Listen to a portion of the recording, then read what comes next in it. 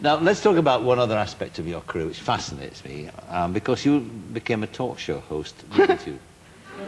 Were you nervous? I was. I watched and I thought... Yeah. It could all end here. The guest, it could. I think that was the thing. I think there was one last shot of all the, you know, those before they died. I think Channel 4 said, go on, interview them. We tried about 500 people. How many people accepted? Well, we got the 12 needed eventually.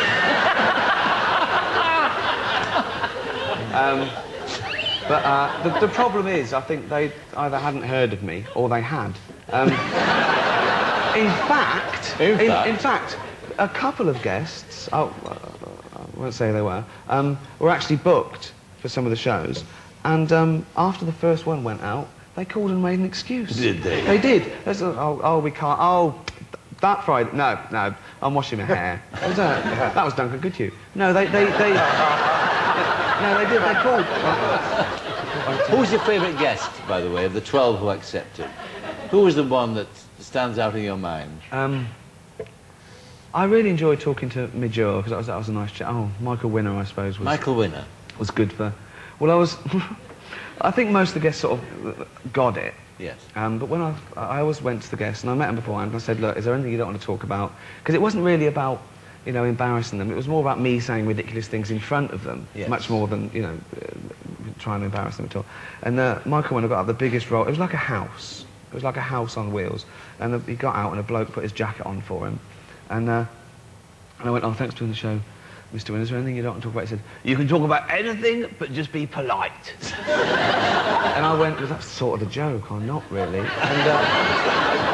And it was all going very well, and he was getting along with it, and he did this routine about, I'm in a restaurant, I wave the thing and I bang the table.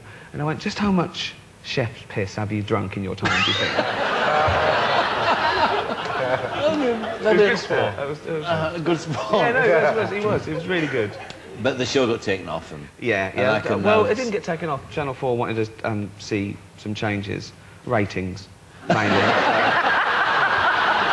I wasn't willing to compromise. I said it's 1.1 million or nothing. Now, you got the new series of The Office starting, the second series, and this coming week. Yeah. Is it... And I don't suppose, is it different, is it? I mean, why change it if it's... ain't broke? In fact, we're putting out the repeats. No one will notice.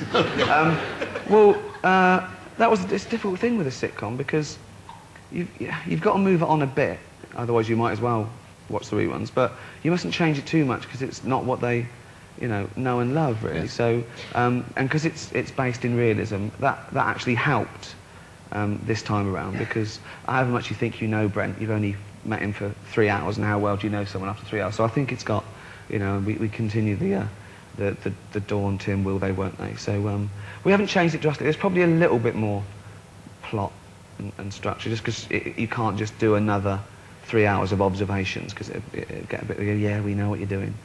So it's moved on a little bit, but hopefully, as you say, it's, you know, it's not broke.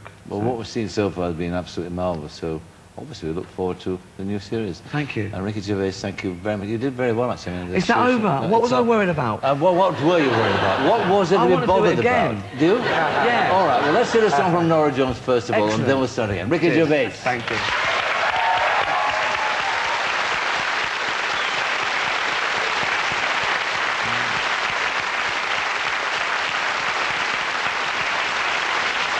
My thanks to Ricky Gervais, Kate Adie, Michael Parkin.